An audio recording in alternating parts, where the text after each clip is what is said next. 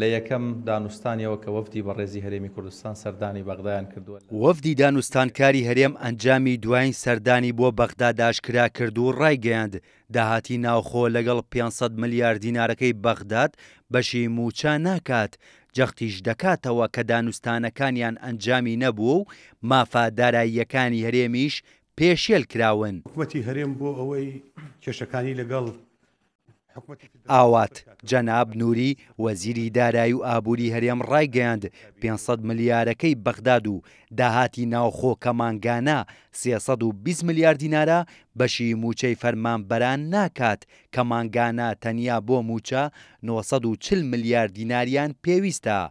ئەوەی ئێمە هەمانە ئیعلانمان کردو دوای ئەوەی ڕقابەی مالی هەردوو وڵات تدقیقی کردووە، ئێمە مانگانە لە حدودی 320 ملیار دیناری داهاتی نانەوتیبان هەیە کە بۆ هەموو احتیاجاتی هەرێمە، ئەوە لەگەڵ 500 تەمینی موچەی ئێمە ناکە.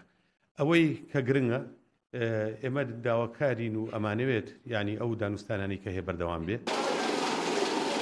پەیوەست بەو پارەی بۆ هەرێمیش دەنێدرێت. ئامانج ڕەحیم سکرتێری ئەنجومەنی وەزیرانی هەرێم وتی حکومەتی عێراق بڕیاری داوە بۆ مانگەکانی تەمووز و ئاب و ئەیلول بۆ هەر مانگێک 500 ملیار دینار بۆ هەرێم بنێرێت. ئەوەش پێچەوانەی یاسای بودجێ و پێشێلکردنی مافە داراییەکانی هەرێمە. بەڵکو ئەمە وەکو بڵێ تەدبیرێکی موقەتە کە لەم سێ مانگە 500 ملیار خرج بکرێت بۆ موچە خۆرانی هەرێمی کوردستان.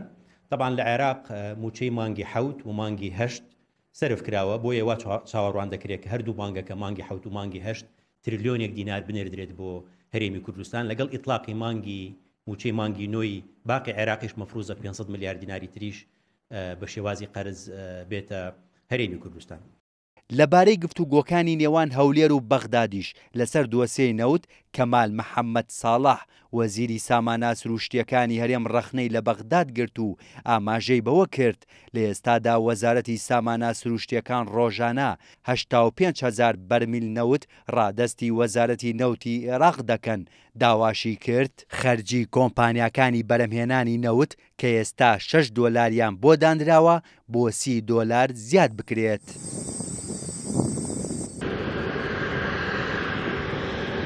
مال 25/6 اف نفته ڕادستی مصفى کار کردیک و بۆ عێراق کار کرد معدلات یوکید بژن یت گۆڕانکاریش 5 دەست پێکە هەتا 102,000 بەرمیل ژی مەدانی. ئێمە ئێستا لە چ قۆناغێکین؟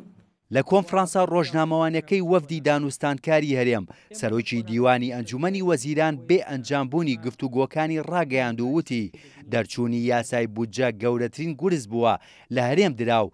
لە گفتوگۆکانیشدا حکومەتی عێراق نەچۆتە ژێر باری دابینکردنی موچەی فەرمانبەران. ئەولەوێتی ئێمە موچە خۆران بووە لە هەموو گفتوگۆکانمان تەرکیزمان لەسەرەوە بۆ کە موچە خۆران زامن بکەین و دووری بخینەوە لە هەموو ئەم بابەتانە. بەڵام بەداخەوە ئەمە وەزارەتی مالی عێراقە حکوومەتی عێراقە نەچۆتە ژێرباری ئەوەی کە موچە خۆرانی هەرێمی کوردستان کە مافێکی دەستوریە بدات.